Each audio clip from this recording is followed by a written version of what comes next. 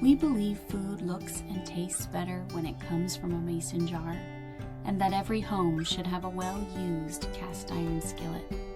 We believe in starting where you are, in being a good steward, and that homesteading is a mindset first.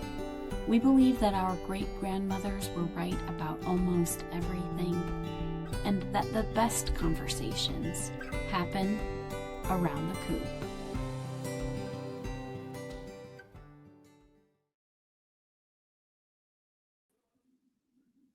All right, welcome everyone to episode 7 of the Coop. Just quickly, apologies for a little bit of a late start. We had a few technical issues, so hopefully we'll be good to go for the rest of this live stream. But stick with us. If we do have any technical issues, we're going to work as quickly as possible to get everybody back online and get things up and running again. So welcome. If you are just joining us here for the first time, once a month, we host educational and inspirational conversations with the homesteaders and writers that contribute to Homestead Living magazine, the ones who are at the forefront of the modern homesteading movement that we are all a part of. So my name is Anna Sikoski, and I am the editor-in-chief of Homestead Living magazine.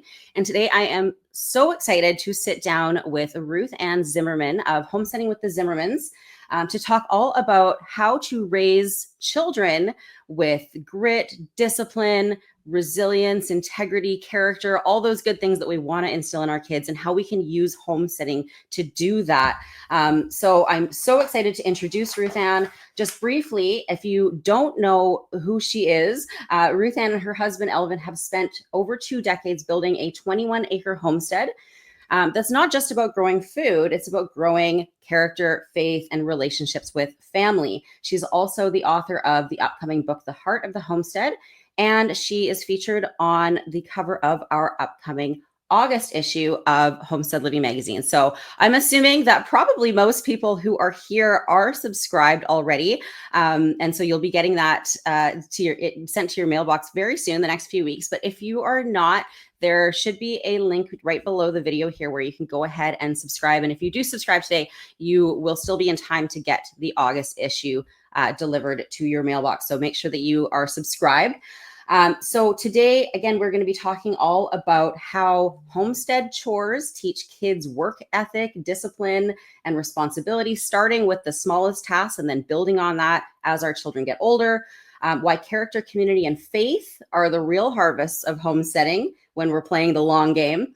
We'll talk about RuthAnn's journey from the Old Order Mennonite community to a more modern, faith-driven homestead, and practical ways to involve kids in farm life without overwhelming them or yourself, which is a topic that I'm very excited to talk about because that is something that we struggle here with on the daily with our kids. So I'm really excited for this conversation. But before we get into it, I would just like to introduce our sponsor today. So the Coop is brought to you in part by another Homestead Living publication, Plain Values magazine. So Plain Values is our sister publication. They are a quarterly magazine whose mission is to lead, chronicle, and promote the faith-centered, simple living movement, to relentlessly publish the hope-filled stories that are increasingly difficult to find in a cynical world. From growing your own food to building beautiful families and friendships, this magazine covers it all. You can subscribe for just $29 for the year. You can head over to plainvalues.com to subscribe today. Again, that is plainvalues.com.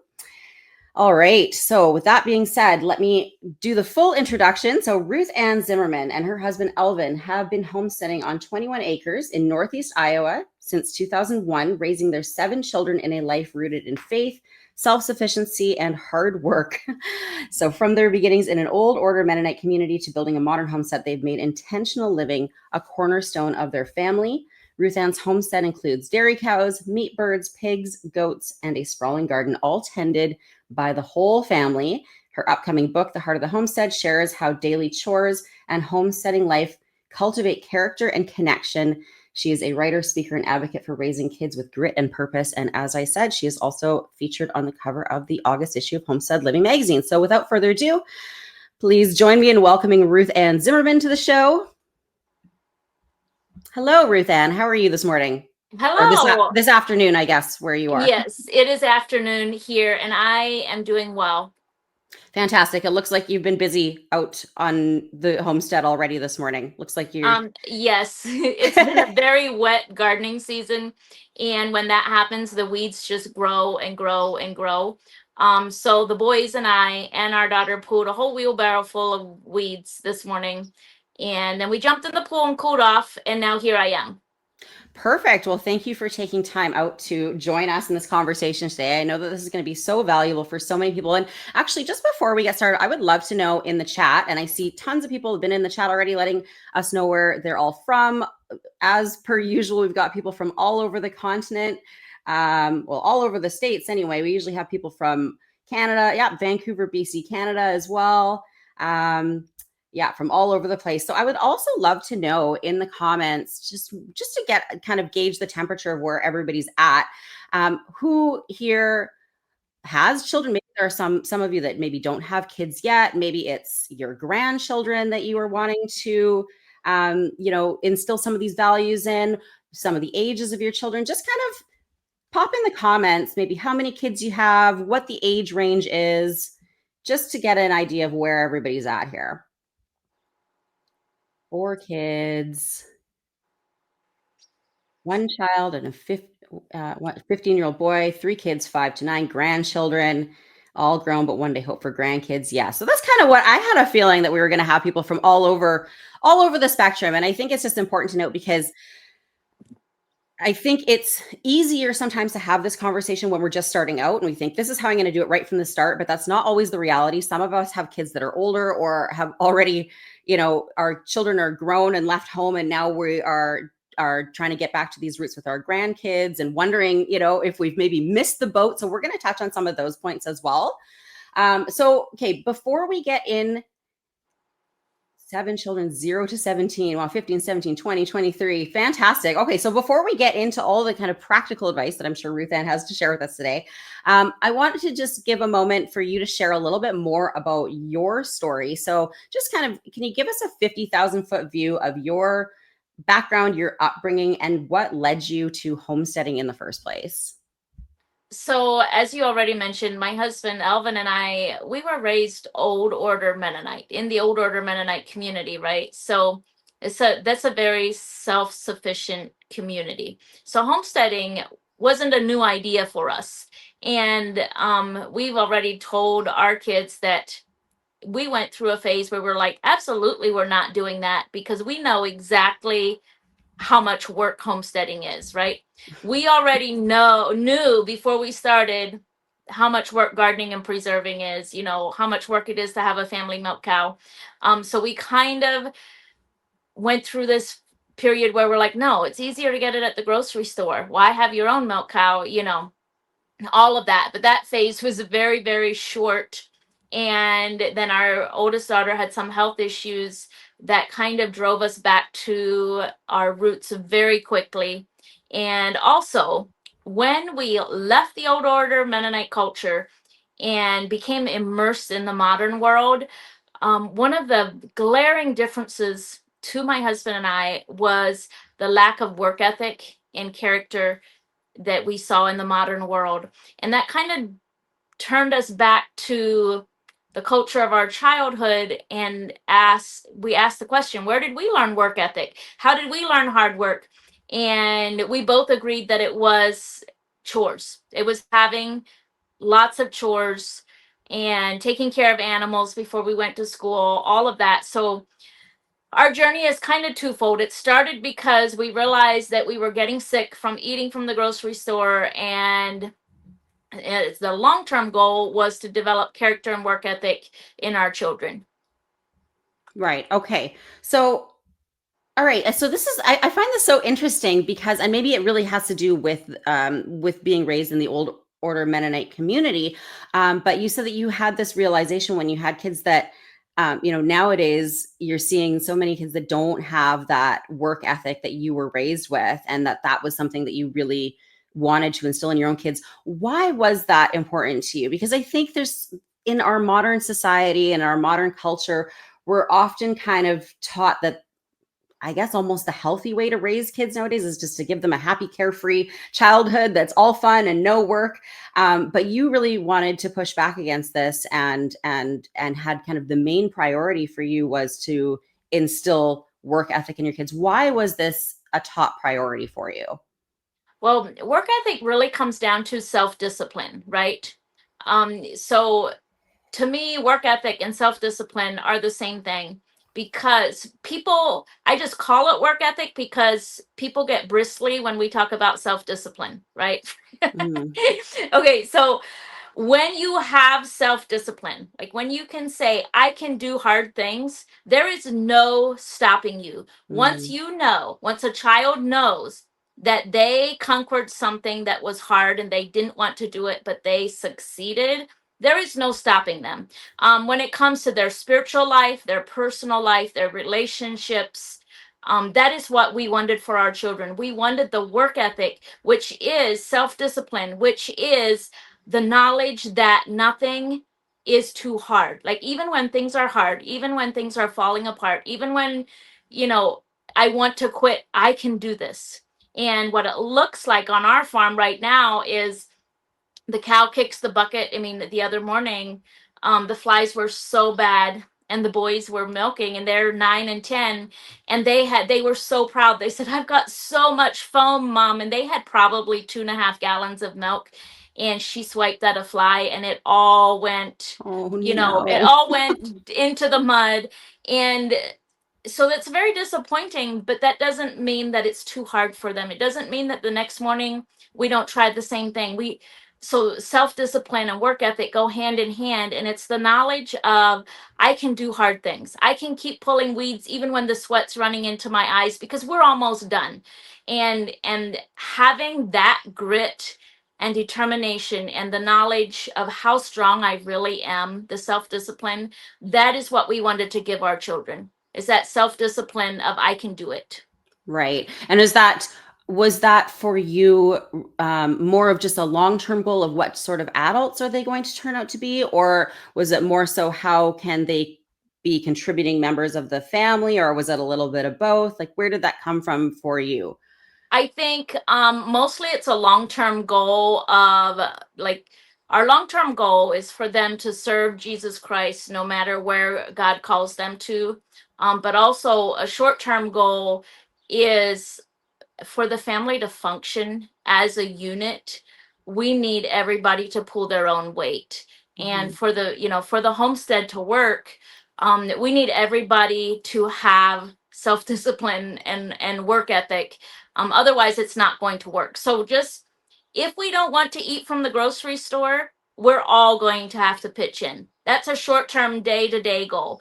And then long-term goal is relationships, either personal or, as they grow older, they'll have marriages, and then also that personal relationship with Jesus. Okay, so just before we get on to the next question, I do just want to mention to everybody, because I forgot to mention at the beginning, there will be a replay available. So if you can't stick around for the whole show, or if you would like to rewatch this, 'cause the wheels are turning in my head. I'm like, I want to rewatch this with my family, because this is something that we're actually battling right now. I have a daughter who's almost 9, and then I have a son who's 2.5. Our daughter is one that she's very capable, right? She's at an age where she can do a lot, but it's also the age where we're really struggling to get her on board with doing some of this stuff. So that kind of brings up another question: is how do you explain that to children, especially younger children, in a way that resonates with them? Like, for example, you said, if we don't want to eat from the grocery store, we all have to pitch in. But if that's not an intrinsic value for your kids, if they're like, I don't care if we eat from the grocery store or not, how do you communicate that to your kids in a way that makes them feel like they truly are important contributing members of the family, and that you're all working towards a common goal that is important to everybody? So children don't, one of the traps that we fall into is we expect our children to reason the way 40-year-olds do, right? Mm, And their frontal lobe is not that developed. They're never going to see their goal. They don't care if you're going to have to go to the grocery store, and they shouldn't, right? That's not, they shouldn't be burdened with, well, we don't want to have to eat cereal, so this is why we're making granola, things like mhm, that. And for our family, it works well for me to break it down. What do they like? What is their goal? Their goal is to get back to the pool or the Legos. That's their goal, or their book, right? So I break it down and make it their goal. My long-term goal, they're never going to catch on to that at 10 years old. So their short-term goal is to get back to their Lego play or the pool or their bikes. And so I always connect the chore that we're doing to what they want. And I'm like, hey, listen, you help me hang out these 2 loads of laundry.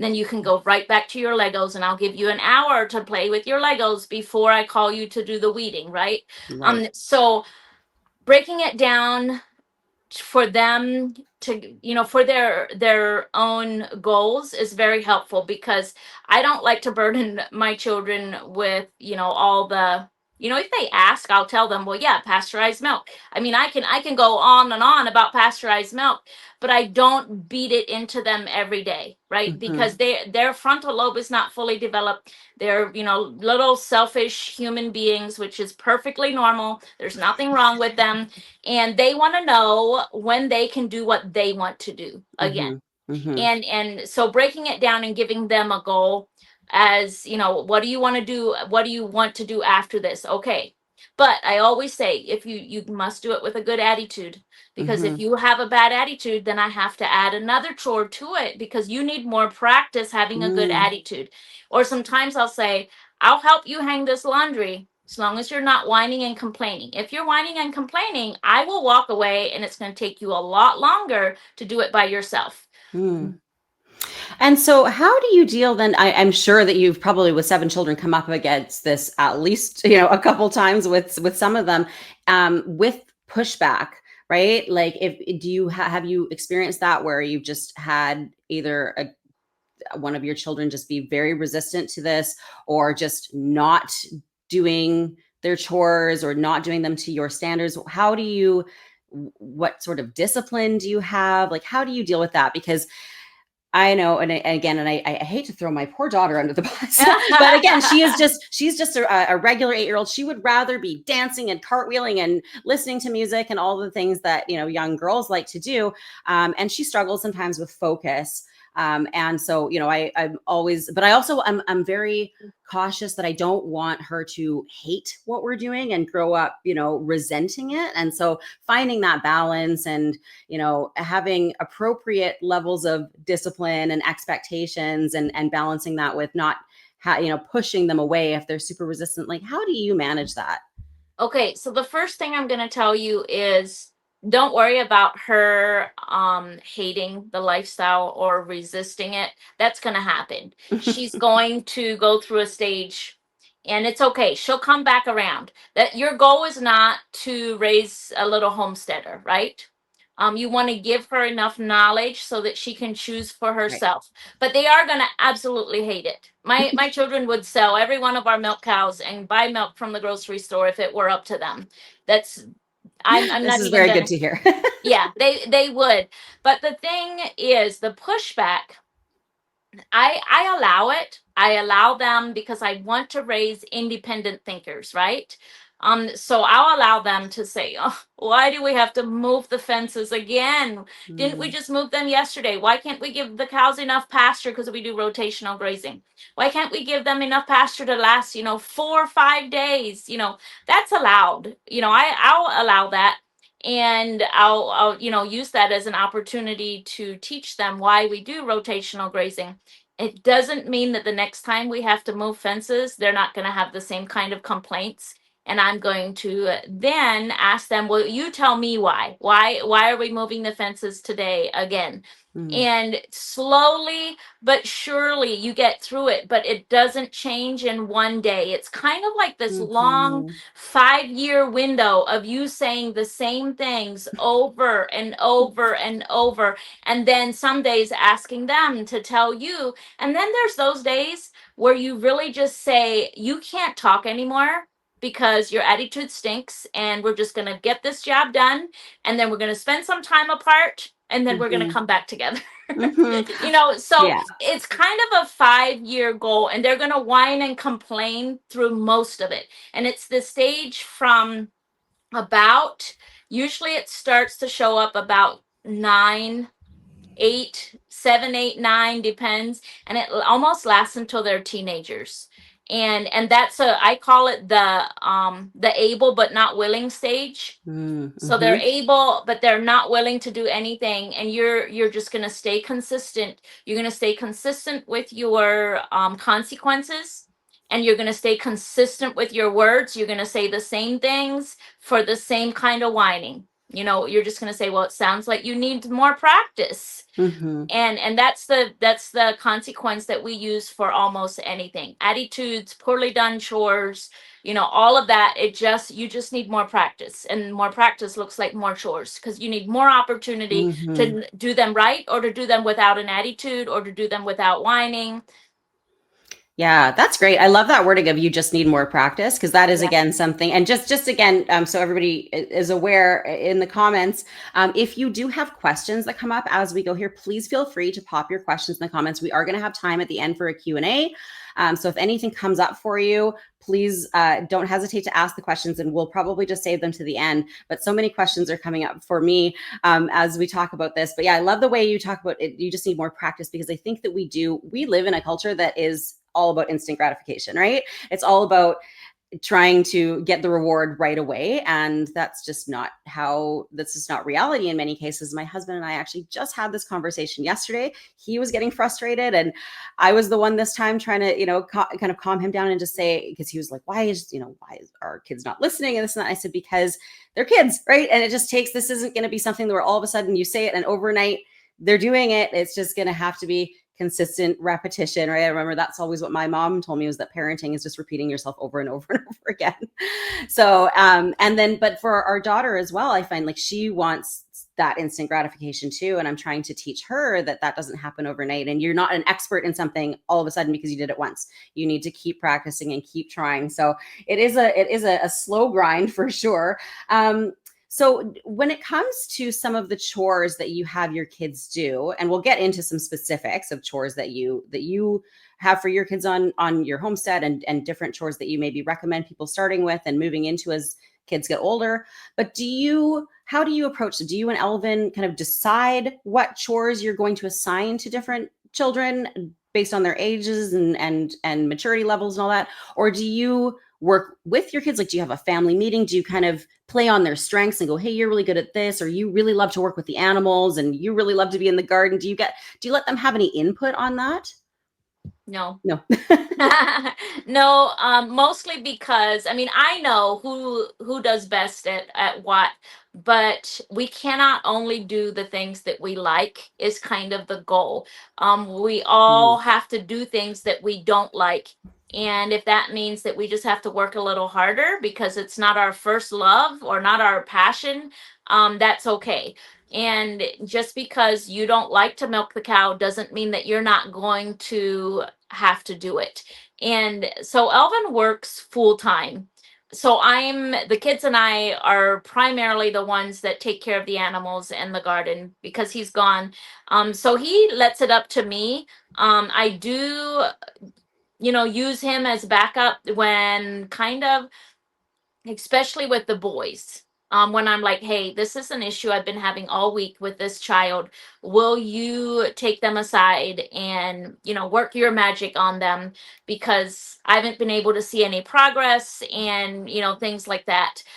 So he's always there to back me up with those hard things. Mm-hmm. But no, the kids have to do all chores at one time or another, with chore rotations, all of that, because they don't get to do just what they want to do. That's a very important life skill, Mm-hmm. is, and one of the things, so I have the 3 little boys and then their 15-year-old sister, and it works really well for me to let her do the housework, Mm-hmm. and the boys and I just do all the animal and the garden chores. And I thought that would be, maybe how this summer goes, but she prefers the outside chores. She prefers milking the cows over making breakfast.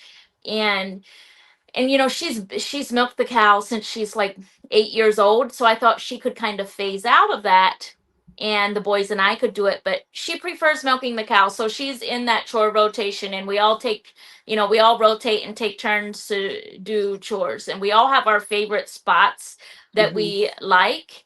But it's important to me that they continue to rotate through the chores and do the ones that aren't their favorite. Yeah, and I like that you actually wrote, I think in the article that you wrote for us, that when you and Elvin were kind of trying to figure out like where did we get this work ethic from, that you kind of came to the conclusion that maybe work ethic begins with simply doing things we don't feel like doing. So you've mentioned that here today, and that you communicate that to your kids.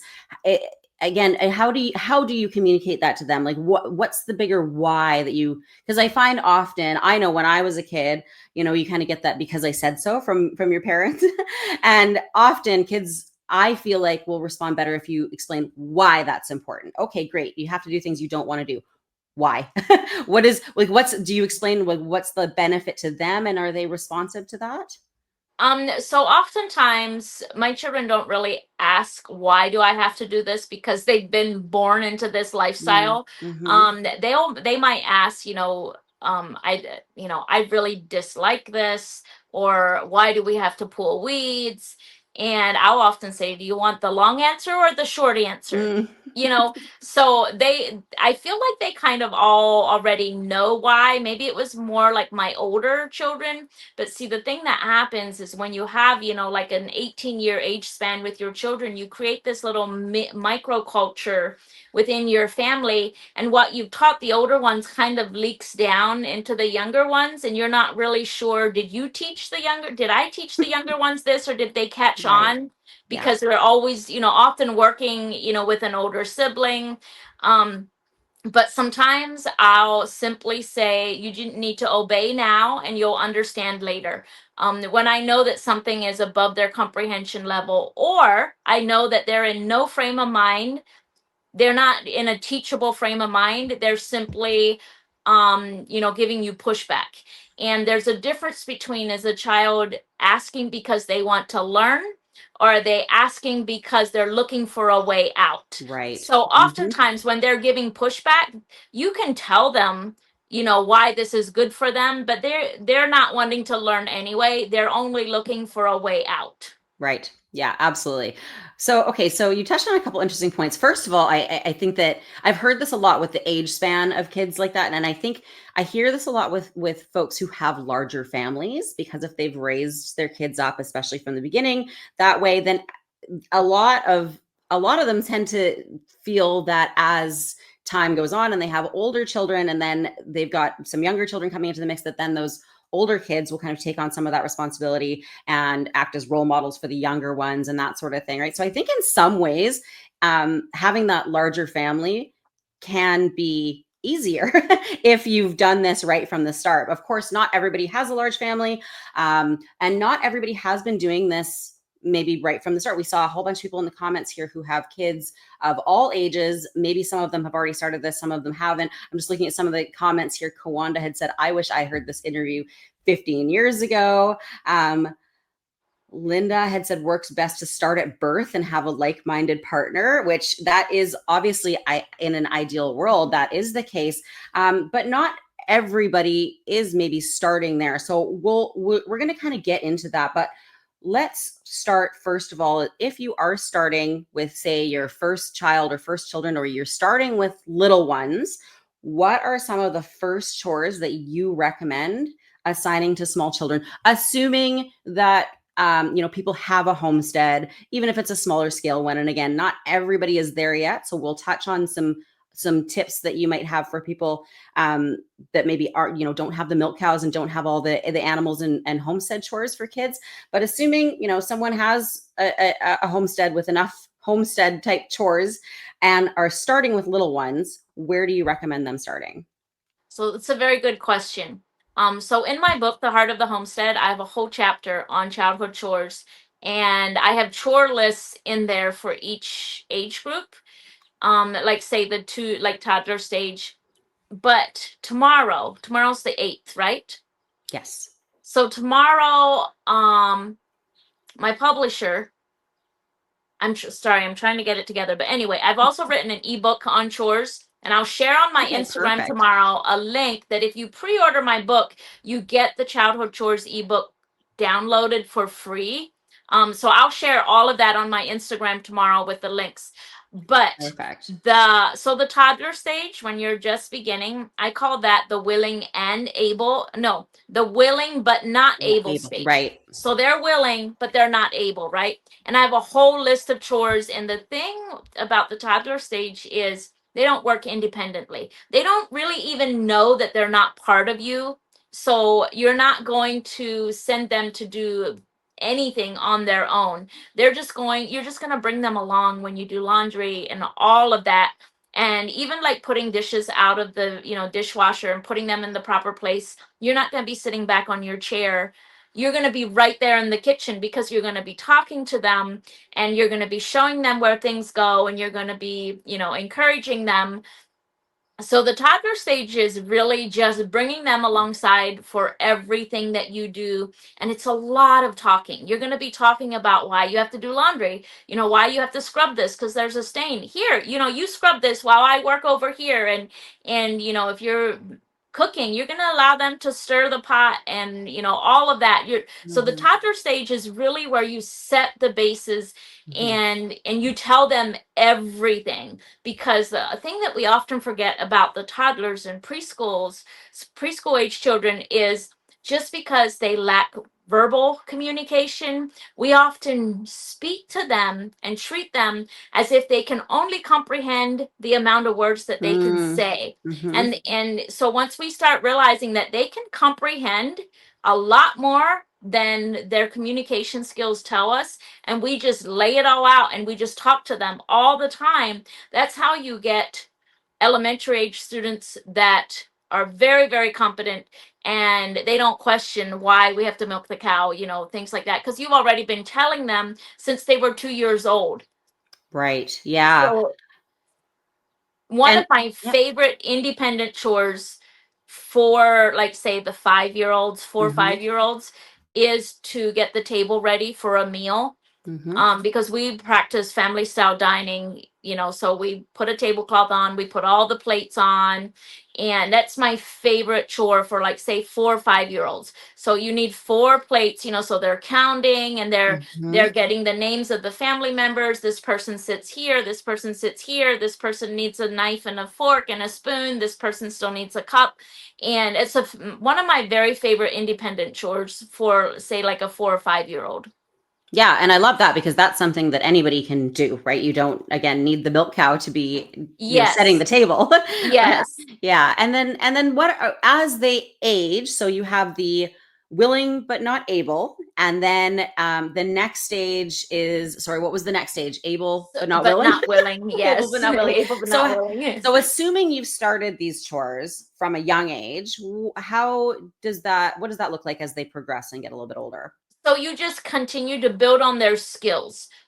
So if you stop looking at it as, chores to help lighten my workload and look at it more as them developing skills, then you're going to have direction for what chores to add next, right? So after they've mastered setting the table for dinner, then you're probably going to bring them into the kitchen and you're going to start giving them some responsibilities. Like, here, can you scramble these eggs, and you're going to have lots of messes and accidents. But that's okay. That's how they learn skills. So you're going to give them a little wire whisk and let them, whip up the eggs. And once they've mastered that, then you're going to move on to letting them scrape it in the cast iron. And each child, you'll know when they're ready. And some will push that, they want to do the next thing. Every morning they want to do a new thing. And those children are usually the ones that can multitask well, and they can develop multiple skills at the same time, and they grow really fast. You're just going to have a lot of messes because they're not very coordinated yet. But they always want to learn something new. So if we start approaching chores as skills and developing skills, and we build on each skill, the children tend to catch on and they get excited about doing new things. And it's important that we allow them to do new things when they ask, can I scramble the eggs? Mm, Yes, you can mm. scramble the eggs. It depends on, your child and you know how old they are. You're just going to you're going to supervise a little more. Like say if my 10-year-old wants to scramble the eggs, I'm not going to hover as closely as when my 3-year-old wants to scramble the eggs. But it's important that we feed them the information that they are developing skills. And Mm-hmm. we don't say, no, this is not your job, this is mommy's job. Mm-hmm. Because once they catch on that they're building on skills and they're learning new things, it's going to take off very rapidly. And then somewhere about 10 years old, they're going to put on the brakes and they're saying, I now know what work is and I don't want any more of it. Oh man. Okay. And so all right, that happens. Now, how do you deal with that stage? How do So you kind of bring them you're back in? we call this the feigned incompetence stage. And your I best think there's some weapon. adults that are still Oh in that yeah. stage. Yes. Your best weapon against feigned incompetence is consistency. So with my boys, there's no getting around me. You can pretend you don't know how to do something, and I'm just gonna say the same words. I'm gonna say, well, it simply means you need more practice. Yeah. That's I guess you that's need to it. do it even more. Yeah, so tomorrow morning, if you're saying you can't empty out your side of the cow, well, tomorrow morning you have to go and get started earlier then, Mm, right? mm-hmm. Because feigned incompetence, what they want is to get out of a job. So if we make it counterproductive and we spend the next 5 years trying to convince them that the more you apply yourself and the faster you work, the sooner you can get back to doing what you want to do. Mm-hmm. And they spend the next 5 years trying to convince us that whatever chore we've given them is too hard for them. Mm, But our mm-hmm. weapon as parents is just to be consistent, use as few words as possible. Excuse me. Keep the same phrase, and just so, because every time you change up your phrase, they tend to think there's a little wiggle room and they might get around it. So I tend to Mm-hmm. use the Okay. same. I hear what you're saying. That cow isn't very easy to milk, but practice will get you. You can milk her. It just takes more practice because you need to develop muscle. And because I have three, little boys, they're 9, 10, and 12. I say, listen, if you were on a sports team and you weren't able to make your basket, guess what your coach would do? He would have you practice, practice, practice. Right. Yeah. He This wouldn't have is you sit on no the different. sidelines. Yeah. Yep. He wouldn't say, well, I guess you can go sit on the bench. You know, it's the same. You develop muscle, you develop self-discipline. And the other thing that happens is once they've done chores often enough, it creates muscle memory and they can do them without a whole lot of mental effort because Mhm. they're just, going through the motions. And then that's a whole other story of their daydreaming while they're doing their chores. And then it's time to switch up and have a chore rotation. Okay. All right. Okay. And then before we kind of get into the next question, let's finish this off. So now we've got children that are kind of in the feigned incompetent stage. You said that tends to last for around 5 years. Is that what you said? Yes. Like, is that I'm so sorry. into the teen years? And I'm sure that this is a question that a lot of people have, like, what do the teen years look like? Because this is, I think, the stage where most people go like, teenagers, and they don't want to do anything. And like that can be the toughest stage. What's your experience been with teenagers? So I think there's two camps, and from what I see on social media, there's people saying, "Oh, teenage years are terrible," and there's people saying teenage years are wonderful. I love them, and I'm just here to say they're both, and you Mm, can experience both within the same 24-hour period. That's just teenagers, right? They can be moody, but I call the teenager stage the willing and able stage, because if you've built relationship with your children from the time they're little, you have the kind of relationship with your teenagers where you can say, okay, here's what needs to get done today. What do you have? What are your plans? How can we work this out? And it's more of a almost like an adult to adult, like coworker or boss to employee kind of, where you're giving them the room to have their own hobbies and the things that they like to do, and you expect them to help out, but you're going to be upfront with it and say, listen, what if, so for example, we do laundry twice a week, Mondays and Fridays. That's been our schedule. It was my mom's schedule and I brought it into our home. And those days, on Mondays and Fridays, laundry is our priority. As soon as the animals are fed, we start working on laundry. And so, because it was a holiday weekend, I said to the kids, and mostly to my teenage daughter, I said, okay, what if we don't do laundry on Friday because it's the 4th of July, and then we don't want to do it on Saturday because we have other plans. What if we just do a load of towels so that we can all shower? And then on Monday, we'll just know that laundry is going to take us longer and it's going to be a priority. Does that work for you, or would you rather do it on Saturday? Like, we can work together. So she was like, let's just face it. Let's just do it on Monday. And I'm like, that's fine. So, and another example is, so this weekend coming up, we have a family reunion and we have to make a bunch of food, right? So I'll, probably midweek, I'll say, okay, here's some ideas I had. We could make, because I'll need her help, right? We can make this or this or this, and we can do it either this day or we can fit it in on this day. What would work best for you? What would you like to do? So having teenagers on the homestead looks a lot like that. You know what I mean? Like, giving them, looks like thinking ahead and giving them a lot of choices and a lot of room to have their own ideas. And like this morning when we were weeding, I knew that it would go faster if she helped. So I just simply said, hey, Hadassah, I need you to help us weed. It'll take about 30, 45 minutes and then we'll be done. So it looks, a little more like working with an adult. Right. Like, Yeah. you're just going to have a spirit of respect for their time and their interests, and just, treat them with a lot of respect, and you're not going to be as demanding. And the other thing I'll often do is I'll say, okay, I'm going to go out in the garden. I'll be there the rest of the afternoon. Here are some things that you may do this afternoon. You can choose one or two of them and get them knocked off while I'm out there. But I often use the word you may, so that they feel like it's their idea and not like you have to do this or get this done before I come in. And I'm assuming because you've raised them from a young age doing the stuff, that they still interpret that as I may, it's my choice, but they're still making those choices. Because I'm thinking again about, maybe my kids or people who have kids that might use that wording, go, you may do that. And they go, okay, or I may not. And I'm not going. Yes.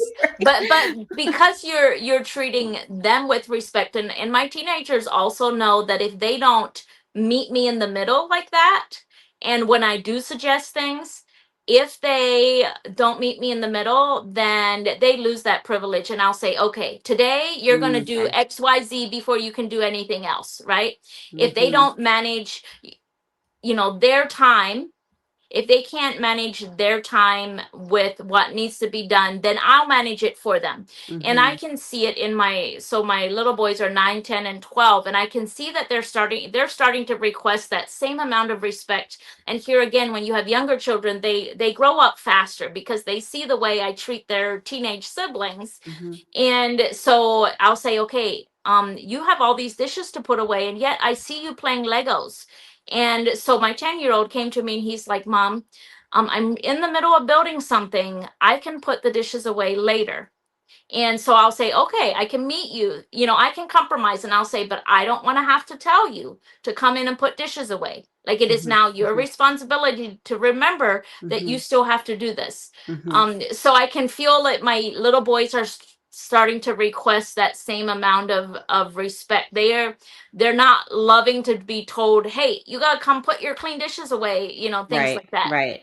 But then the consequence, if they're not doing that, is, okay, well, then you're going to get treated more like the children who need to be told what to do. And of course, at that age, nobody wants to be managed or micromanaged if they can avoid it. So that tends to be motivation enough. Yeah, so there's that stage between, okay, so the elementary age, which is the able but not willing, it tends to kind of morph.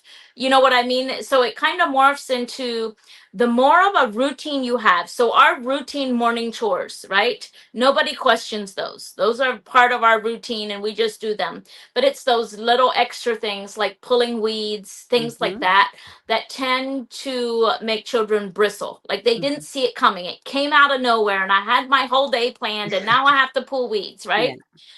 So it kind of it's those chores that you put that to them you're pulling out of thin air and they didn't see it coming that tend to make them bristle. So for like my children like the 9, 10, and 12, when because they kind of send me the message that they want to be treated with a little more respect. They want me to respect their time. They want to play Legos, right? So I told them this morning, okay, the laundry's all done. We're going to have a snack. And in about an hour, I'm going to call you to go pull weeds, right? And then we're going to pull weeds. And, so, and I mean, they whined and complained a little bit, but they knew it was coming. So we didn't have meltdowns. Yeah, I do find that kids respond best to that too, kind of knowing what's coming up, even if it's like what's for dinner, like having that plan, having them so that, there's no surprises tends to work to keep a little bit more of a calm atmosphere in the home. Yes. So, okay, let's talk about older kids who maybe weren't brought up this way. So folks that are maybe have kids in the able but not willing stage, or maybe who are already into their teenage years and they are wanting to instill some of these values in them and have them be contributing members of the family household or the family economy. What tips do you have for these folks to kind of bring these older kids on board if they're not used to doing this? So if your goal is to teach your children skills, I would simply start on the chore list where say your 5-year-olds are and start giving them those types of chores and they're going to gain skills really fast, right? They're going to learn how to scramble eggs and a day later they're going to be putting it all together on an egg sandwich and things like that. So you start small and you build on the skills. But the number one thing is if you have older children, I would say if you have teenagers, the best thing that you can do is make sure you're building relationship, because without relationship, nothing that you want for them matters to them. And we experienced this, we're adoptive parents, and we experienced it firsthand with one of our sons and his teachers. If they weren't focused on building relationship, he didn't even hear their requests. So relationship is most important. And the way to build relationship with children and with the family and on the homestead is creating as many positive shared experiences as you can. That is what relationships are built on. So like say this morning when we were weeding, I kept it positive for like 10 minutes and it spiraled. Because the thing is, if it's a positive shared experience, we want to recreate it and we want to do it again, right? So I work really hard at making our chores a positive shared experience. And I'm very aware of, when the cow kicks the bucket and there's, flies bothering us and mosquitoes on us when we're milking in the field, even I don't want to repeat it. Right? So I'm very, very conscious of overriding of like, say the next morning, when we go do chores, to create a positive environment so that we want to repeat it. So with older children, if you can, say, let's make lasagna together, and that's all that you're going to focus on is we're going to make lasagna together and it's going to be a positive shared experience. And because it's a positive shared experience, they're going to be willing to recreate it with me, right? So if you have teenagers that you haven't been, you're not just going to say, okay, you're going to start doing chores. You're going to work closely with them, and it's going to be about building relationship. That's going to be your primary thing, because once you have relationship, you can speak into their lives. Yeah, I love that. Okay. So we've talked a little bit about kind of the intrinsic, I guess, rewards that come from doing chores and everything. What are your thoughts on other types of rewards, like allowance, like even doing something? Do you have a chore chart? I know some kids even, or like gamifying things. My daughter, again, I'm using her just because that's who I have experience with. She likes to gamify everything. So it's like, okay, if we set a timer, right? Like, or it's like, who can do this the quickest, or, and so I try to incorporate a little bit of that, but I don't want that to be all that it's about. I'm trying to also teach her that the reward is just the job well done. And it's not about, like, we were picking peas the other day, and it wasn't about like how many I have. It's just that we need to pick all the peas, right? So what are your thoughts on this? And do you incorporate any of these types of things with your kids, or what are your thoughts on having other types of rewards? So I have 4 sons, so everything turns into a competition, right? Right. So we're picking peas, and yeah, this is, the mosquitoes are eating us. We just got to get this done, right? But they're saying, oh, my bucket's got more peas than your bucket. And I'm saying, well, his row had more peas because Right. that row was healthier than this row. But when they shuck the peas, there's this ongoing contest for years and years in our family of who has the pod with the most peas in. Yeah, we played that yesterday too. Yeah, so we do gamify things that take a long time. Setting the timer is a great way to teach time management. I'll allow that. I'll even encourage it when I have a child that needs to develop time management skills. As far as allowances, I tailor it towards, I don't have any children that are super, super monetary motivated at right now. So allowances we don't do allowances. But we do, like, say, our teenage children, when they have a job, we say, okay, your room and board, like, say our 17-year-old son has a full-time job this summer, and we don't charge him room and board, but we expect you to help out evenings and weekends where we need you. That's how you pay, for your room and board. And then the boys, there's this place in Rochester, Minnesota, that's called Bricks and Minifigures. And in case nobody has caught on yet, my boys are obsessed with Legos, and they have been for years and years and years. And I actually, when I ground them because of attitudes or something, I ground them from Legos. Like, okay, I'm sorry, you cannot play Legos the rest of the day because you disobeyed me, and you continued to play Legos when you were supposed to come see me, things like that. Right. So they've been telling me about this place that's about an hour away, and it's all about Legos and minifigures, and you can buy and sell and trade. And I told them at the end of the summer, before school starts, as a reward for helping me out all summer and having good attitudes, I would take them there, and I would give them some money to spend. And they're super motivated about that. So I just kind of take the temperature. What are they really into? What have I heard them talking about a lot? What are they asking me to do? And then I'll kind of tie that into and make it more of like how far can they keep their focus? How long can they focus on this? So we do compensate them like that. Or if there's a really big job, we'll say, like a big unusual job, we'll say, okay, like, let's say we paint, our whiteboard fence, and it's not Right. something that we have to do every year. And let's say, okay, this week that's going to be our focus, and we're going to do it. And at the end, I'm going to pay you this much money when it's all done. Right. So the things that kind of go above and beyond the Yes, daily yes. expected chores. Okay. Yeah. Okay. Yeah, I like that.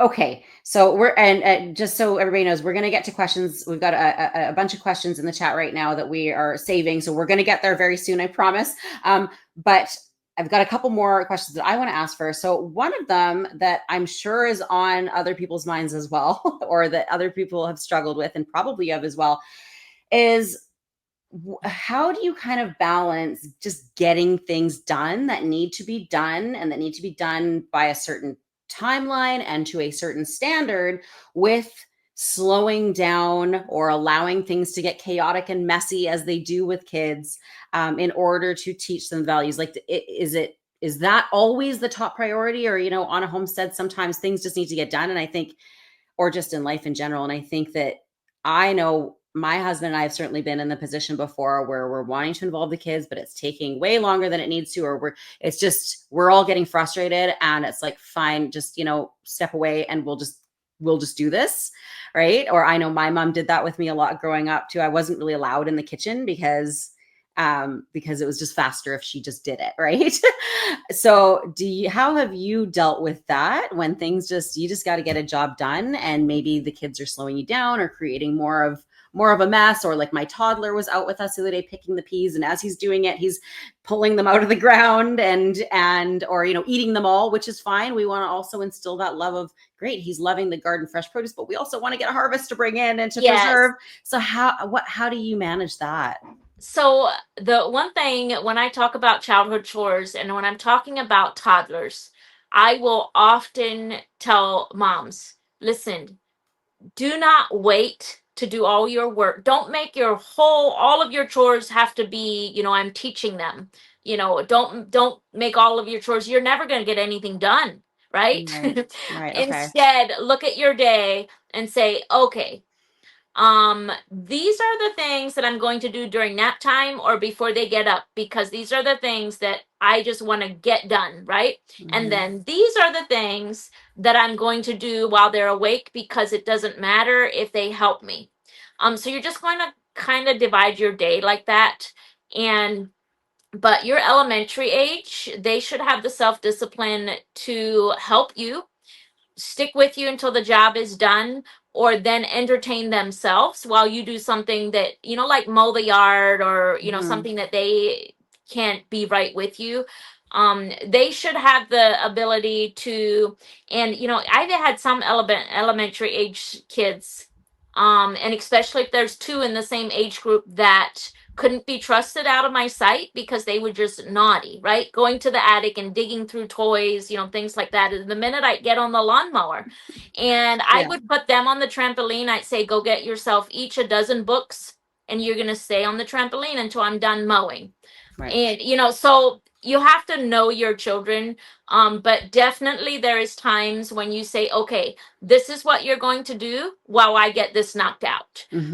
But as often as possible, especially with the elementary age, you're going to bring them in. And then the way let's say picking peas, for example, if you have a 6-year-old, the job looks overwhelming. Like they can't even see an end in sight because they have such little bit life experience, and an hour is a lifetime to them. So you're going to take your foot and you're going to, draw a line in the dirt, and you're going to say, okay, you pick until this line, and then you can go sit in the grass and start, shelling them. So you're going to give them those tiny little goals, but you're always going to ask them to give a little more than they think they're able to. They say they're done, they've picked enough, and you're just going to encourage them to pick, 6 more feet or something like that.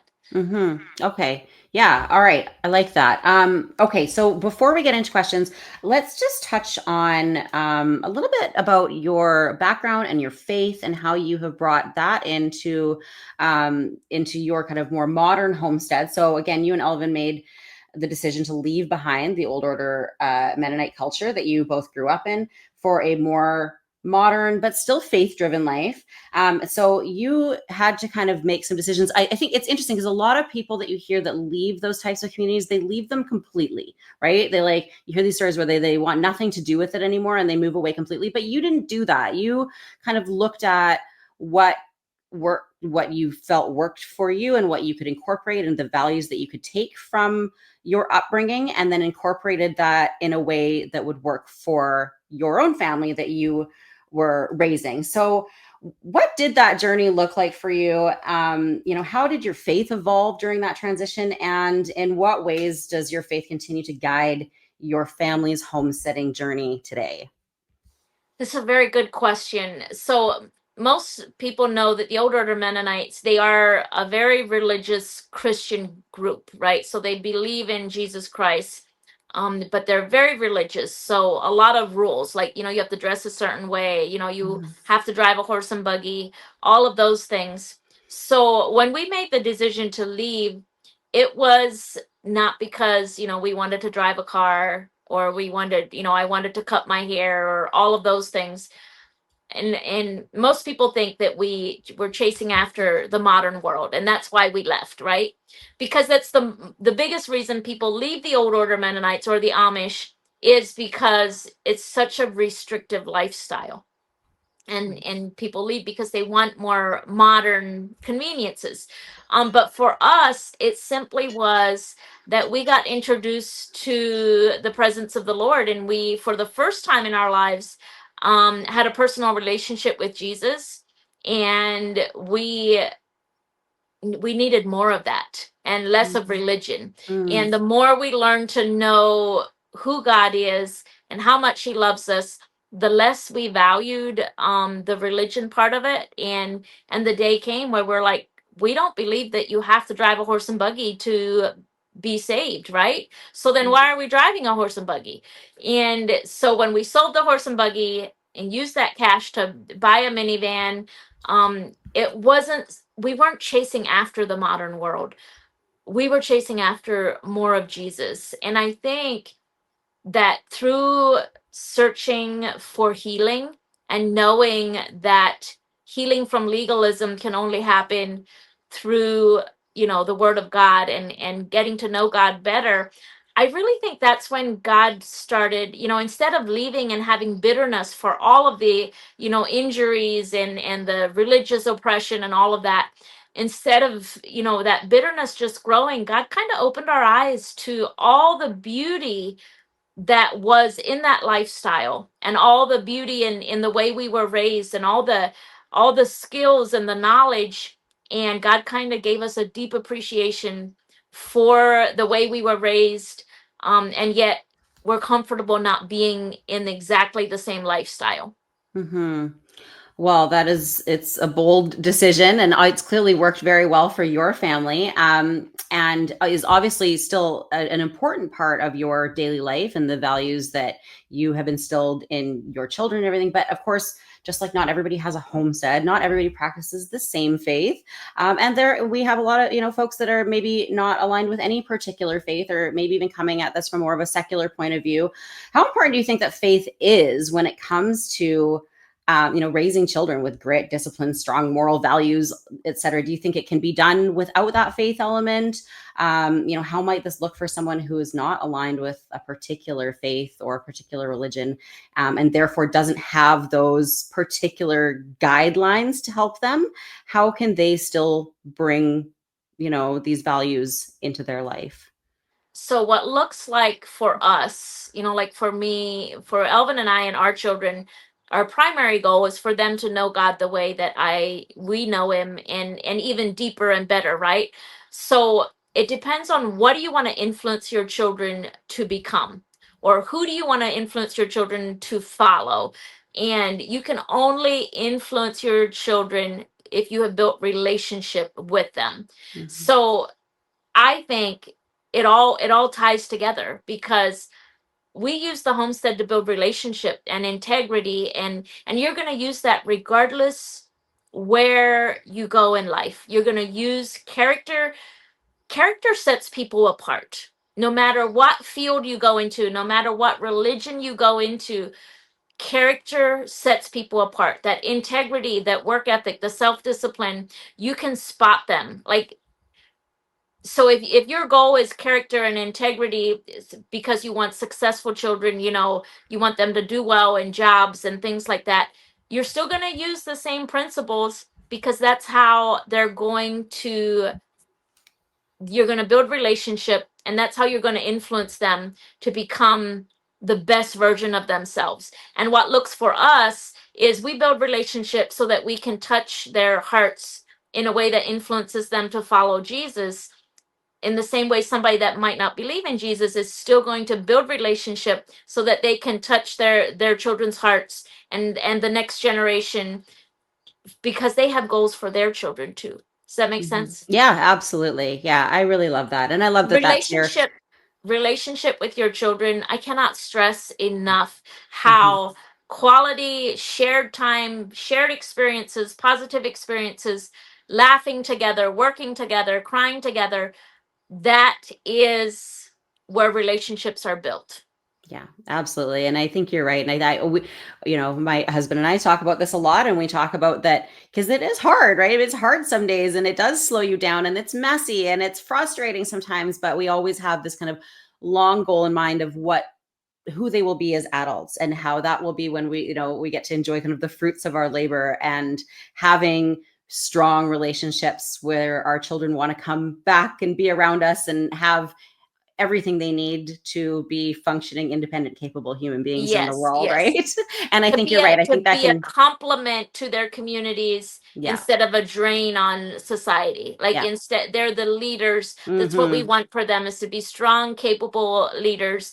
And I know it's not happened in a while, but when our older children were younger, Elvin and I would look at, say something. We'd see a scenario play out, and in adults or older children, we'd be like, oh, that's what that looks like in an adult. You know what Hmm. I mean? And it kind of like, or we'd see something on the news or something, and we kind of do it when we watch, sports, and there's unsportsmanlike conduct, and all of Hmm. that. We'll tell them that's what that looks like when it's not dealt with. This is why we make you sit out Hmm. when you cheat on a game, or at 8 years Right. old. Hmm. um so that being able to have this worldview and being able to see things for what they are and bring it home and be like, okay, that's what that looks like if I don't deal with that. Hmm. Yeah, that's so important. And I think just that constant consistency and communication, right? So that they Yeah. are And fully if equipped. you're exhausted, if you feel like, okay, this sounds exhausting, then you're doing it right. If you fall into bed Perfect. exhausted, then you Perfect. know. Yeah, it's like that whole adage of, if your kids don't hate you, a few times, then, yeah, Yeah. that's just part of parenting. Absolutely. Okay, so just before we get into all the questions now, what do you hope and we've talked a lot about this, but if you could kind of sum it up, what do you hope your children will carry with them from their childhoods on the homestead, even if they choose not to homestead themselves? Like, what are if you could distill it down to, a few key values that they will take with them as adults, what would that be? I would hope that my children would all comprehend how important it is to build relationship with their children and their spouses. And that I would that would be my main goal for them, is that relationship would always be their focus, and being together and spending, positive shared experiences. Because when you have relationship, you have everything. When you have relationship with your children and your siblings and your parents, that's really the dream. Hmm. Hmm. Yeah. So it's kind of carrying this on into the next generation then. Yes. And so you wrote in your latest article for us too that I've written down the quote. So I'll quote. It says, "These days, with pastures full of animals, a large garden full of crops, and more adults and young adults than little ones gathered around our family dinner table, it feels like Elvin and I are running full speed alongside the snowball we've built, doing our best to keep up. We watch its direction closely, offering a word here, a nudge there, and save our breath for the next sprint. As we link hands behind it, our eyes meet and we smile with contentment. We know the next sprint forward might be the one that leaves us behind. We're okay with that. Our linked hands will prevent backward movement. No matter if future generations let go of the milk cows, the garden, or any of our original goals, we're confident this snowball is headed in the right direction," which I love. I think that was beautiful. What is your vision for yourself and for Elvin? Do you see yourselves continuing to homestead once the kids are gone? Are you going to scale back? How, now that you have built, raised up these functioning, very capable young adults, how do you foresee handling the homestead when, the kids leave home? So, we have a pretty large age span with our children. And for a long time, for the last couple years, I said, oh, dairy sheep are my homestead plan, right? I plan to get a dairy sheep, or like, that's my retirement plan. And then I'll have enough milk for just Elvin and I, and, it'll be fine. but I didn't take into consideration that grandchildren are going to happen before we are ever empty nesters. Yeah, that's true. So our grandson is already, drinking a couple gallons, they stop by for milk. And so I'm not sure what it looks like, and I'm not sure if I don't know or if I'm afraid to say it because I want it so much. Right. but but ideally I kind of think that the next generation would settle close by, and that the grandchildren would take the place of the children. And if I continue to need a milk cow because the grandchildren are drinking that much milk, then I would hope they would live close enough where I can bring them, in, and they can help do chores. And we're already so like say the pigs, we already raise enough pigs so that we can say, hey, if you do chores for us while we're gone this weekend, you can fill, we'll save one hog for you. Or if you show up and help butcher these chickens, you can fill your freezer with chicken. So I feel like we're already starting to kind of build Yeah. into the next generation. And but I do understand they probably all need to take a little journey away from it to value it again. But I don't really know. I can't imagine living anywhere else, but I've been noticing there's a couple farms in the area where the owners are elderly now, and you can tell when you drive by. Things aren't as kept up. They don't get off their mower to move things. They just mow around them. And so I'm really hoping and praying that the Lord gives us wisdom when it's time to move on and let the next generation take over. But I'm not there yet. I'm still in the very depth of 100 quarts of green beans, In 3 the milk trenches. cows. Yeah, Yeah. we're very much in the trenches. But I don't know what it'll look like when my little workforce all wants to get jobs. Right. Yeah. Okay. Well, we're very excited to see how that journey unfolds for you. We are going to move on to some questions now because we've got a lot sitting here in the chat. So I know that somebody did just comment and ask what was the name of your book again. So let's just quickly touch on that and we'll go to some questions. So your upcoming book is titled The Heart of the Homestead. So can you just give us maybe a sneak peek of what readers can expect from that? And of course, tell everybody where they can go and pre-order the book if they like.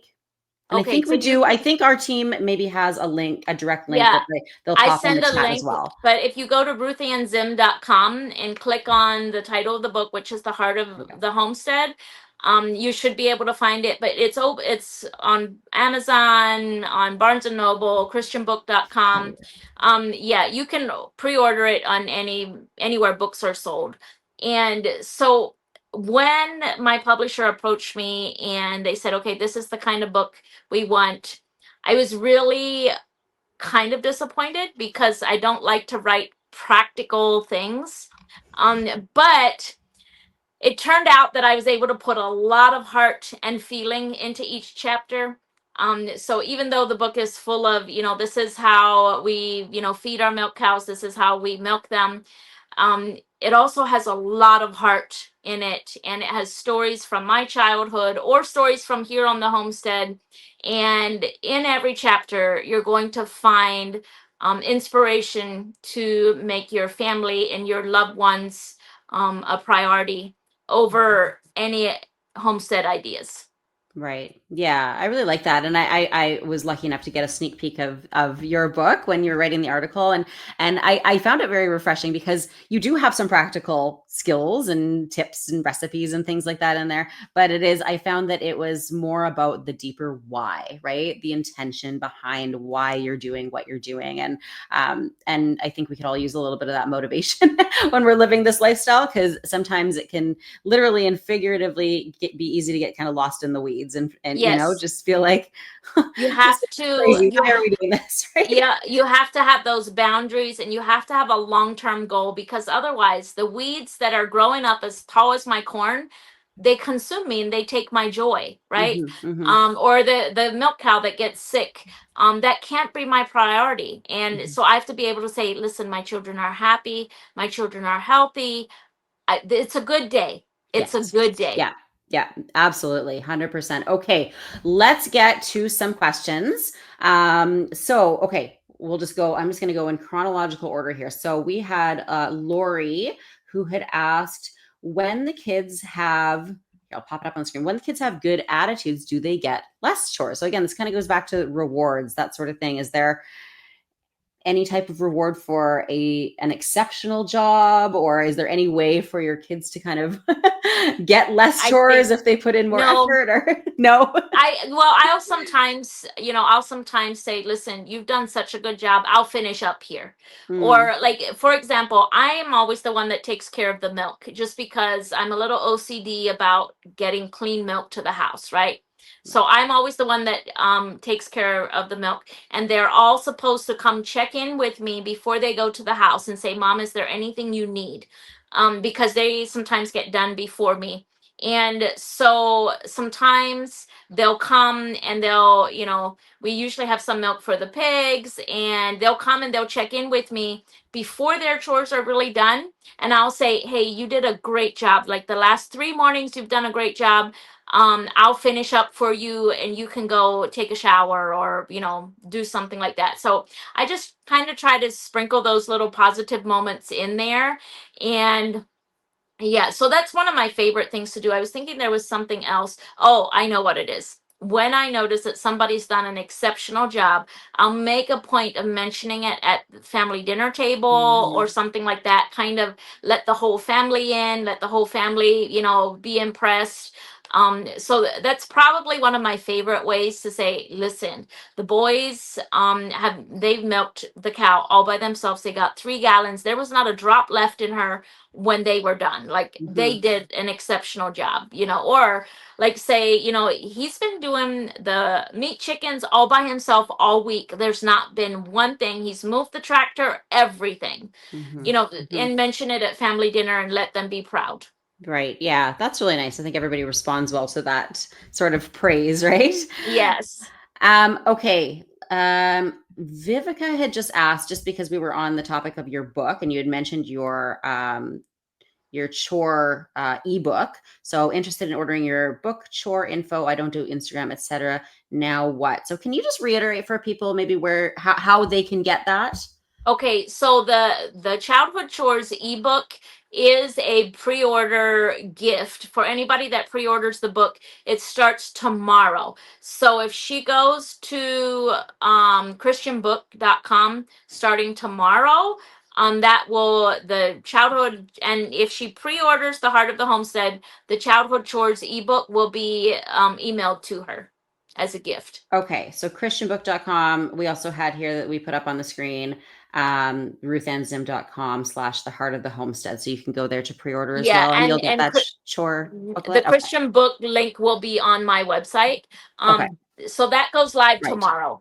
Okay, perfect. All right. Okay, so let's see here. Okay, here's a good one. How do you suggest we handle it when the attitude caused by the child literally being unable to mentally handle doing the activity right then? Okay, so my oldest has very variable energy levels because of medication, dietary issues. So there are times when he is physically unable to do anything other than take a 60 to 90-minute nap. And so this kind of just poses the bigger question is, there are children with all sorts of different abilities and different issues that they might be working through. How would you suggest that people kind of adapt chores and that sort of thing for kids like that? It's a good question, especially when you're in the stage where feigned incompetence seems to be their whole personality. I think it will be difficult. It would be take a lot of intention to decipher what is low energy levels, and what is just simply, I don't want to do this. But I think, you'll have to know your child, and you're going to have to make mistakes so that you learn and find a way to communicate with them and adjust your expectations. Because obviously with medications and dietary issues, you're going to have challenges that other children don't have. And, so we have 2 adopted sons, and I'm from a very high energy family, right? And so I have to often scale back expectations because I have one son that isn't high energy, and I have to make sure that before we go out to do chores, he has a glass of milk because he wakes up moving slowly and with low blood sugar, and he'll end up in tears and simply not able to focus if I don't make sure that he has enough time to wake up and drink his milk before we go do chores. Where I'm more the type, I hit the ground running and I can be out there milking the cow, 10 minutes after I woke up and it doesn't bother me. So allowing, for each member's differences is a great skill, and it's a great focus for a mom to have, so that we aren't just focused on getting things done, and we focus on what does this child need right now, how can I adjust my expectations for this child without, and still continue to build character and relationship. Right. Yeah. And kind of maybe knowing the difference between feigned incompetence and genuinely, this is something that is a struggle for this child, or maybe they Yes. have some sort of, sensory issues or diagnoses or whatever that makes it difficult for them to keep up to the level of, that you might expect from some of the other kids. So just really, I think of it like, if you are homeschooling or running a classroom, even, right, you're adapting for each child and kind of meeting them where they're at. I'd Yeah, and imagine. the first thing I would do is let's change the scenario a little bit. Let's say, well, how about I go with you? How about I get you started, and then you get to kind of lighten, start talking about something, and you'll be able to tell in no time at all if it was just a little bit of an attitude, or if it was like, if you can't snap them out of it, then it's a real issue. Okay. Um, okay, so here's another one. How do you handle a pouting or stubborn child? So this is more like intentionally they shut down when they don't want to do what you tell them, pretend they're shy or start pouting or burst into tears. So the number one thing to remember, and I don't know the age of this child, is children do not shift gears in their head. So like, let's say for example, my children are playing Legos, and I out of the blue say, hey, we need to go pull weeds. Mm, I'm gonna be met head on. They're gonna pout, they're going to be doing the eye roll, and they're gonna complain because they really can't shift gears real mhm, well. mhm, But another example, like an idea, is to tell them, hey, I need you all to come here. Like, and then you remove them, and then when they're standing in front of you and you're talking to them, they're already left their Legos behind, and that helps them shift gears. So for my boys, I will almost always tell them, come here and look at me. You know what I mean? So mhm, we're making eye contact, and then I'll just be, I'll say, okay, here's what we're going to do. And if they have a habit of pouting or, throwing a fit, I'll say, and if it's done with a good attitude, it's going to be short and you can go back to your Legos. If there's pouting and you're throwing fits, then this is what we're going to do after that. And then I have more chores, and we're just going to keep going until you adjust your attitude. Now, obviously, with a very young child, like a 4-year-old, you are not going to expect them to grasp that quite as quickly. And you're going to, help them shift gears a lot mhm, gentler. And you're mhm, still going to say, hey, can you come here for a minute? And then you're going to say, mommy needs you to go take these, clothes to the hamper. And, that's a very simple job. But mhm, oftentimes, with young children, when they're throwing fits, it's simply they don't have a goal, and you're going to have to make that goal for them, or they can't switch gears. And okay, so I kind of liken it to this: when you're learning a new skill, like let's say you're learning to sew, and you're reading your instructions, and then you're doing what you need to do, and you're reading your instructions, and one of your children comes and starts bugging you for something, doesn't it make you feel like your head's going to explode?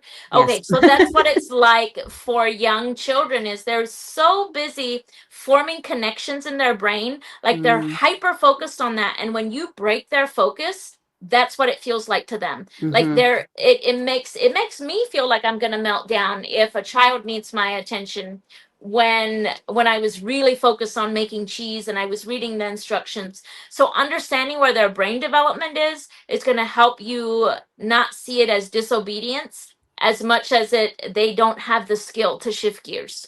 right. Yeah, absolutely. Yeah. And again, I think it comes back to kind of meeting your children where they're at and what works for them. I know my mom always said with me growing up, I was one that I did not, and I still don't do well with interruptions and very quick transitions. I need a lot of transition time in between. So she would always do a bit of a countdown. So in 5 minutes, right? So start, and this is what I try to do with my kids now is, okay, start cleaning up, because in 5 Yes. minutes, 10 minutes, we're going to head out to the garden, or we're going to start getting dinner going or whatnot. Right. So yeah, I And totally agree. the other thing is, like, sometimes, like, just giving them, and I'll give my children a little bit of a verbal warning, like, okay, in 5 minutes we're going to go pull weeds, and you have to be prepared to not pout, because Mm-hmm. if you pout, then remember, it's just Mm-hmm. simple, then we're also going to weed the corn. Mm-hmm. Yeah. So kind of giving them the words they need so they can think through, because oftentimes pouting is kind of a reaction, Mm-hmm. but we want them to learn to control their reactions. Mm-hmm. And so giving them that warning that, okay, we're going to go pull weeds, and you're going to practice not pouting. Mm-hmm. Yeah. Yeah. I like that. And that actually being the thing that you're working on, right? Rather Yes. than we're weeding the garden. Well, actually, what this is about is we're going to practice the not pouting. Yes. And again, I'm doing Yes. that a lot with my daughter this summer. I'm like, it's not even about what we're doing. What we're practicing is staying focused and seeing the job through to the end, right? Yes. Okay. So I just want to go back to, because we had talked about, children having maybe dietary issues, sensory disorders, that sort of thing. We had another question come up about how do you handle developing focus with ADHD and executive dysfunction issues. So I don't know if you have dealt with this specifically, but I can imagine that there are lots of parents that are in these kind of situations where, again, I am one of them, where it tends to be the bigger issue, like the staying focused, the not getting distracted. What advice do you have for parents that are dealing specifically with that sort of thing? So number one, I do think that I would have a couple children, and I don't know that this compares, right? I would have a couple children that would be on medication if we didn't watch what they eat. Mm, So there's times when my children eat, something with food dye, and it's this huge shift in personality, right? mm, Where their chores are just done terribly. They have zero focus. They jump from one subject to the next, and I can't even, they interrupt me when I'm giving them instructions. And so what I found helpful in those days is, number one, I adjust my expectations, right? And number two, I work with them, like side by side, because my focus can leak over. Like, it's mhm, the same like with emotional regulation. If you have a child that's emotionally dysregulated, just bringing them really close can mhm, often help them regulate. And it's the same with focus. Having, like, so for example, if we're picking peas and a child is, lollygagging and speaking something else and standing there, I'll often say, I'm listening to you, but I will respond once you start picking. But yeah, mhm. it's exhausting. It's exhausting to use my focus to help them focus. But Right. I think with a child that has an executive dysfunction, issue, I think you just, like, adjust your expectation, and all that you're looking for is growth with Mhm, skills. Doesn't matter where they start. It doesn't matter if they're not able to execute the same job that their peers are. All you're looking for as a mother is that every month you see some development of skills and a little bit of development of focus. It doesn't mhm, matter if he's not doing the same thing his peers are, as long as he's growing. mhm, mhm. Yeah, love that. And I love that you speak to the fact that it is exhausting, right? I think Yes. sometimes we think like it shouldn't be this hard, but it is. That's part of it, right? And comes with that kind of staying consistent, and remembering the greater why behind why you're doing what you're doing. Because I know from personal experience that that's when it comes up for us that we're like, oh, this would be so much easier if we just do it ourselves or without all the chattering. We were saying the other night, I'm like, let's just enjoy the silence, right? And it's good for our Yes. mental health. But Yes. sometimes that can be tough with certain children. Okay, so hold on. Okay, so Hannah asks, in a big family, how do you help the older children not have a more parental role with their younger siblings? So this is something that's also come up for us with our daughter and our toddler, where my husband and I sometimes have disagreements. He's very much like, your job right? If you're not helping us, your job is to take care of your brother. And I agree to a certain extent, but I'm always careful with him about the wording too, because I grew up as the eldest, and it was always very much put on me that I had to be the responsible one. I had to almost take on the parental role, and I had a little bit of resentment for that. So how do you strike that balance where the older children aren't necessarily feeling like you're putting the parenting role on them, but that is their natural role as the older siblings? This is a very interesting topic, and it's one that I love. And so when our older daughters were, say, 16, so we had our four oldest fairly close together. So there wasn't a whole lot of, so I may have said to my 5-year-old, like, hey, he's all dressed, you all go outside. I'll be outside in 5 minutes. Um, but I really, really love being a mom, right? So I was always, and maybe because I was the oldest of, my three younger siblings, I was always very conscious of not making it sound like, okay, here was my thought process. If something happens when that older child is in charge, I don't want them to feel guilty for the rest of their life because they were in charge, Right, right? right. So that was always my thought process. And I was very careful with the wording. And I was always like, I'll be right there. I didn't make it seem like it was their sole responsibility. They were only helping me fill in for a little bit. And then when our older daughters were teenagers, we adopted two boys and had a surprise baby. And so it would have been very, very easy to delegate a lot of the baby care and the toddler care to them because they were nurturing and they were willing, right? Because they are 15 and 16 and they loved these babies. But I was also very conscious of that, especially with our adopted sons, that they need to know that I am their mother, right? I was very conscious of attachment disorders. So I had very firm boundaries. Only I changed the diaper. Only I gave the baths. Only I gave the bottles. Those were all my jobs. When, Right. I rocked them to sleep, I always put them down for a nap. Those were my jobs as the mother. I delegated the cooking and the laundry and more things like that. Like household type chores. Household chores got delegated. I was the sole caregiver because what I was looking for with my adopted sons was that they prefer me over anybody else.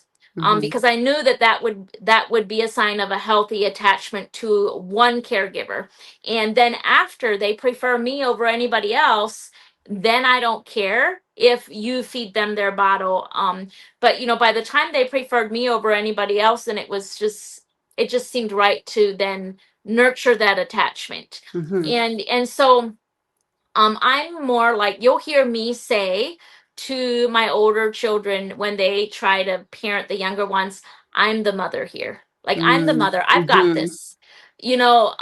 Because I also want to really protect their relationship with each other.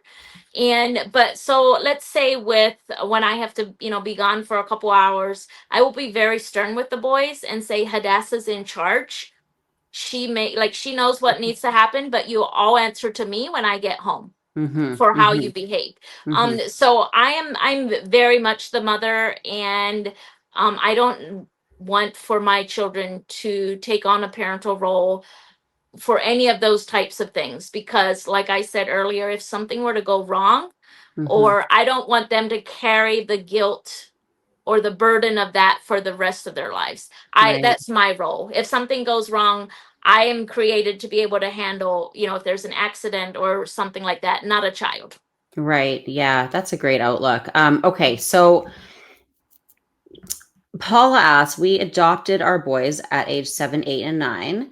So they're teens now and still have the victim mentality and sense of entitlement they were taught in foster care. Their trauma was very real, but it has become an excuse for all disobedience and for ignoring our instructions. I know this is very different from your family, but wondering if you have any feedback. So as somebody with adopted children, what's your advice here? The victim mentality of foster children and adopted children is it's a very real thing. Our boys were very young when they came into our home, and they don't even remember any of it, any of foster care, and they struggle with a victim mentality.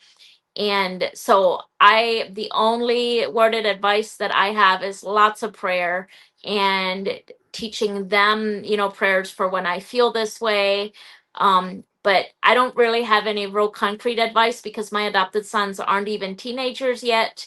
And so all I have to say to Paula is I will remember to pray for you and pray for your boys and trust that with frontal lobe development, there's going to be a lot of changes. And probably just going back to that, the same things we've been talking about this whole episode was just staying consistent. And, Yes. and we haven't necessarily used this terminology, or I haven't heard you say this specifically, but I've heard you speak a lot about just modeling behavior too, right? And if there's our Yes. expectations that, look, I'm doing this, because I think that sometimes can be a disconnect too, where parents, it's like, do as I say, not as I do kind of thing, like that. Like Yes. just having that healthy role model relationship with your children, and Where you hope get that to some of it gets through. influence them. Yeah. Right. And then I would do whatever I absolutely can to keep the relationship open. And it's not going to look anything like, your peers or their peers who aren't adopted or haven't had the trauma. And I think being confident as a parent that I may have to have different expectations for my children, but this is what it looks like for me to keep this relationship flowing. Yeah, for sure. Okay. So here's another one. Now it just shows that people are all over the place with their family sizes and the type of children they're dealing with. So this is Esther says, I have the challenge of having only one child, or an only child. Would you do anything differently if you only had one? Oh, this is something I can't even comprehend. As I can't put myself in these shoes because I'm from a family of 9, Elvin's from a family of 13. But I know one family who had an only child, and she became an honorary Zimmerman because her parents wanted her to experience siblings, and so she spent a lot of time here at our home. And so that's the only experience I have, is that they brought her here a lot to experience family life and get thrown in with chores and the babies and all of that. And I do think things would look a lot different if we only had one child, and it would be more of a, we're a team, we work together. Instead, it's kind of mom's in charge, and the kids kind of have their own little pack. Mm-hmm. And I think that dynamic would be different if there was an only child. Yeah, I almost imagine it would be almost a little bit more like an apprentice, that you're just Yes. raising them up alongside you, but Yes. still with all of those same implementations Yes. as they grow up, Character. right? Yep. Yeah. And relationship. Yeah. Okay.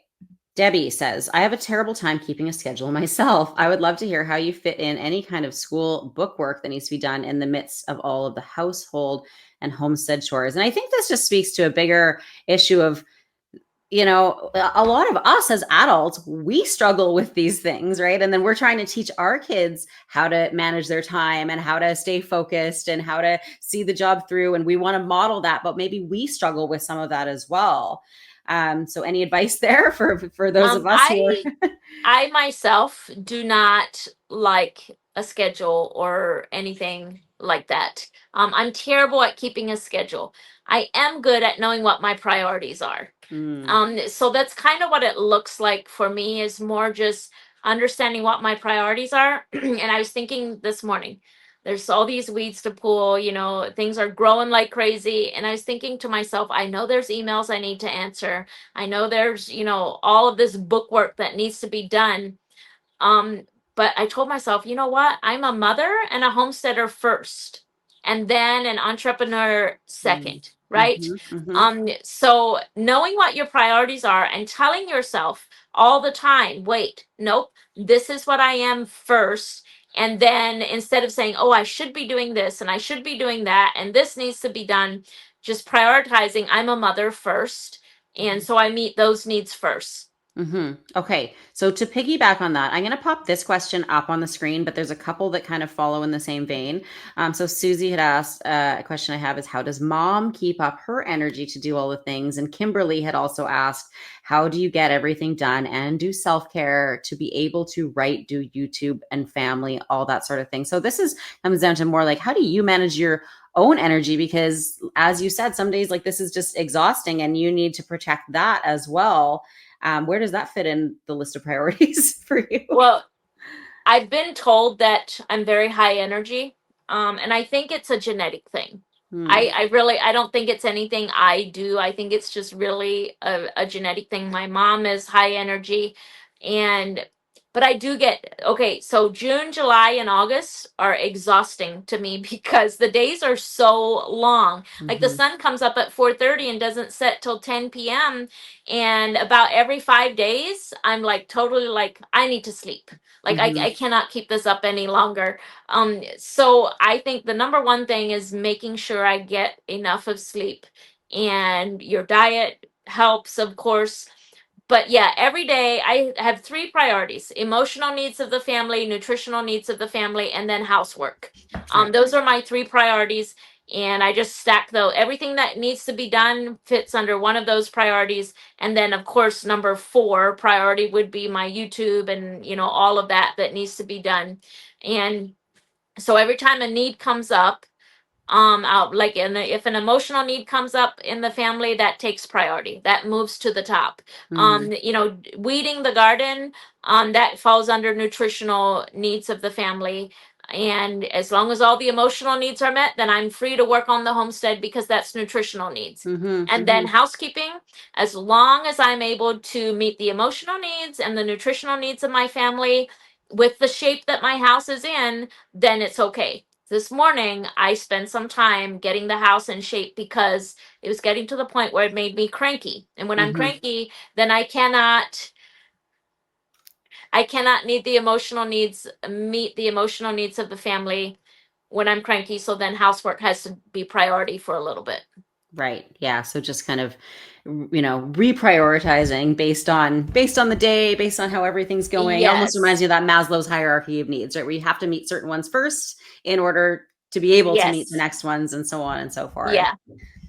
Well, that is fantastic. Thank you so much. You've shared so many, pearls of wisdom, I think, on this conversation, and a lot that I know that I'm taking to heart, or have even taken to heart already since reading your article, and reading snippets of your upcoming book. So I do encourage anybody, again, who has not yet subscribed to Homestead Living Magazine, go ahead and do so now. I did see somebody in the comments, I think earlier, asking about if they subscribe now, will they still catch it in time to get the next issue? Yes, you will.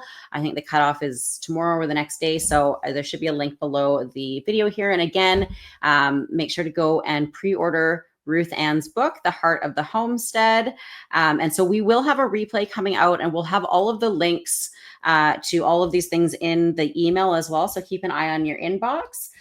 So thank you so much, RuthAnn, for being with us here today. And we hope to see you back again on another episode of The Coop. And RuthAnn will be contributing a little bit more regularly as well for Homestead Living.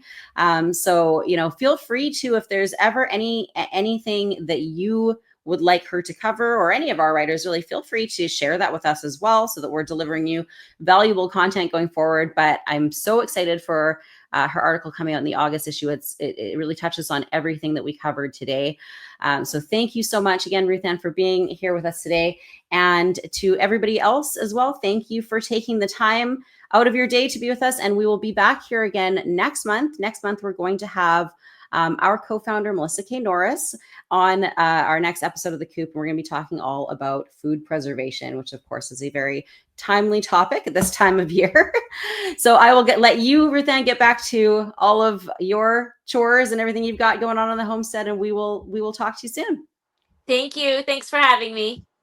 All right. Bye for now. Bye.